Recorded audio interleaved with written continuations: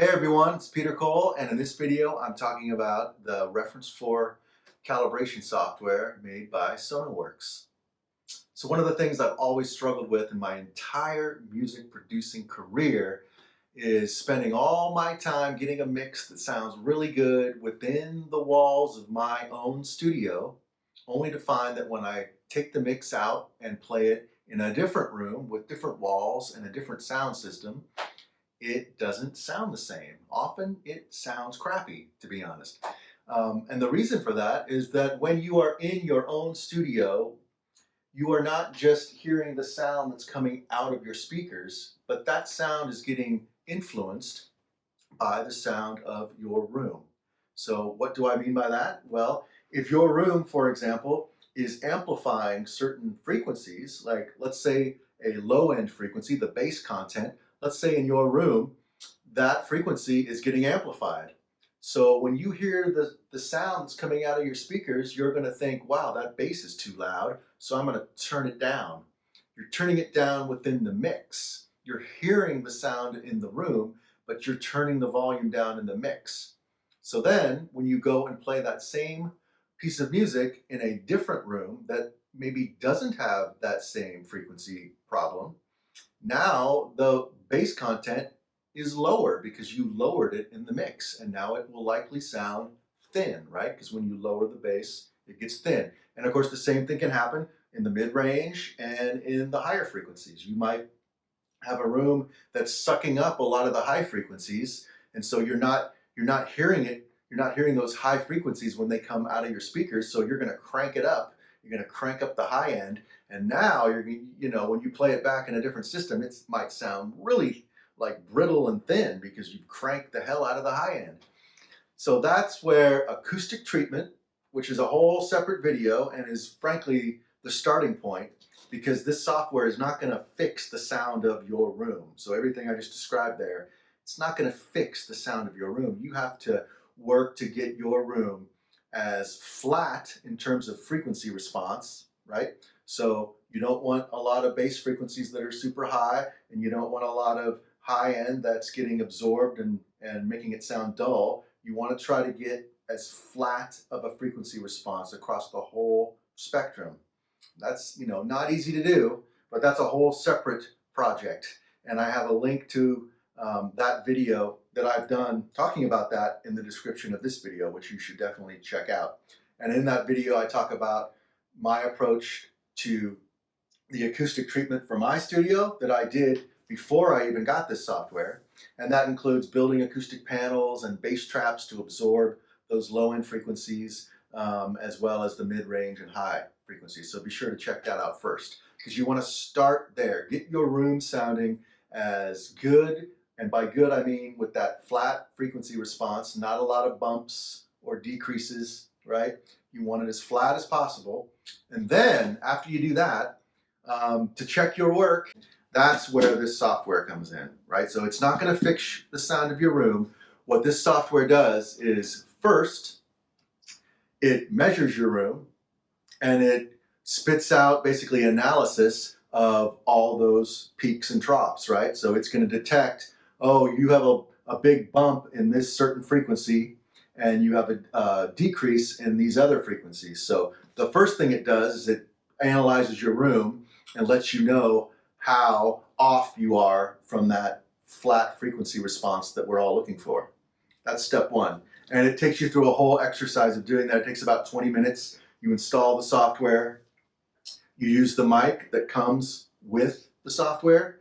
I think you can use your own mic as well, but I just wanted to use the mic that came with it so that I knew that everything was compatible. So you do that first, and then it analyzes that information and figures out how bad your room sounds. And then the cool thing is, then it spits out a correction of that analysis. So by correction, it literally is doing the opposite of what your room is doing. And then you basically just install the Reference 4 plugin as the final spot on your master bus. You can also have it, I believe, turned on universally all the time. But I usually have it just as a plug-in on my master bus, and I will turn it on while I'm mixing, because it's going to then, the calibration correction is going to correct my room for me as I'm mixing, right? So it's going to lower the frequencies that my room is raising, and it's going to raise the frequencies that my room is decreasing, and the end result is a flat frequency response coming out of my speakers, and that's what you want.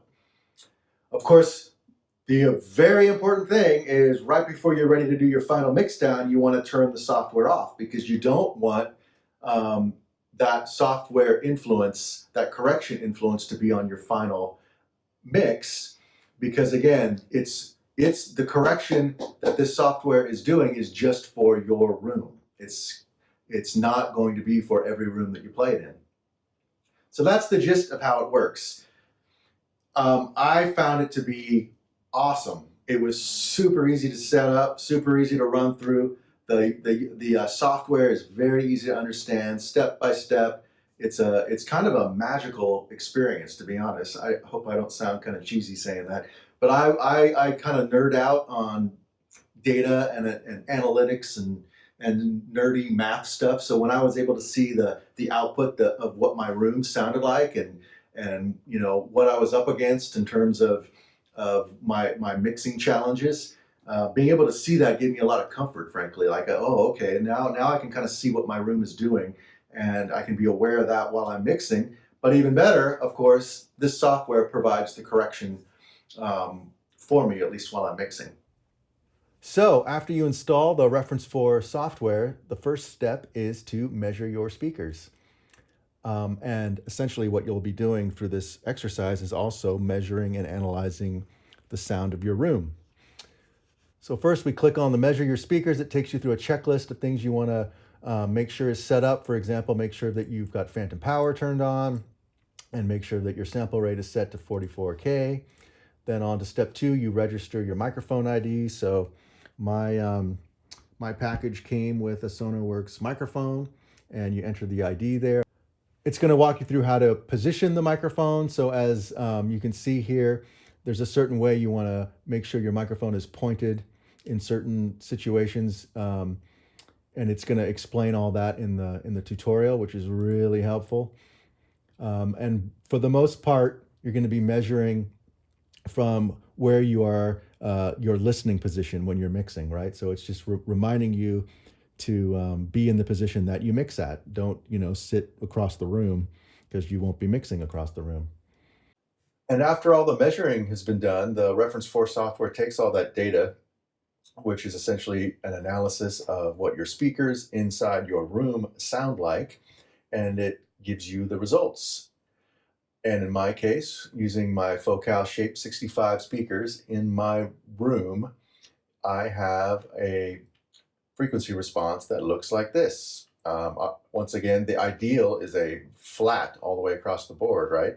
So I have some bumps here in the lower mid, the 100 to 130-ish hertz range. This is like the muddy zone, right? This area right here. So this is contributing to the way my mix might sound a little muddy while I'm mixing. And so I might be compensating for that by turning these frequencies down in the mix. Obviously we don't want mud, but we don't want the room to add so much mud that we're turning down these frequencies too much, right? So this is why it's good that the software was able to catch this. The rest of the response, as we get more in the higher range, it's sort of flat, and it looks like it's dipping below, right? So this is likely the result of the acoustic panels in my room that are absorbing more of these higher end frequencies. It's not terrible though. There's nothing too drastic, which is good to know. So this is what it looks like before. So this is this is the analysis that the Sonarworks Reference 4 software did on my room and speaker setup. Now look at this. This is cool. I'm going to go up here and I'm going to select the calibration. So this is what the software is doing to compensate for my frequency response, the sound of my room. So I turn this on and look at the green lines. Obviously, it's going to create basically a mirror of what my room is doing, right? Because it wants to, again, compensate for the dips and, you know, the ups and downs in the frequency response of my room. So I have this big bump here, so it's going to drop that in the software. So it's going to pull these frequencies down, and it's the same across the board, right? So where I'm dipping here in the higher ranges, it's going to raise those, which is awesome. This is so cool to see. I just geek out on this all the time because it's just neat to see how it all works. And then the simulated after, I'll just show you this. Obviously, this is what the software is ultimately presenting to my ears. So I click this on, look at the purple line, and I have a flat frequency response across the board, right? So this is what we want. This is the ideal. And I will tell you, I've only been using the software a few weeks, and I love it. I have it on all the time when I'm mixing. When I turn it off, when I A/B it, you know, when I disable it, I can hear a dramatic difference in the mix, and particularly in this zone, which is understandable, right? Because this is the most dramatic offset in the whole frequency response. So I can hear when I'm mixing now, when I turn the Sonarworks off, I definitely hear the muddiness that's coming out in my room. And again, repeating what I said a minute ago, that's going to make me want to turn these frequencies down, which is not really what you want to do. You want to hear the flat response here, exactly what it's going to sound like without being impacted by the room and speakers you're in. So it is awesome. I love it. I feel a lot more confident when I mix now. So if you have any questions, be sure to leave them in the comments below, and I will see you next time.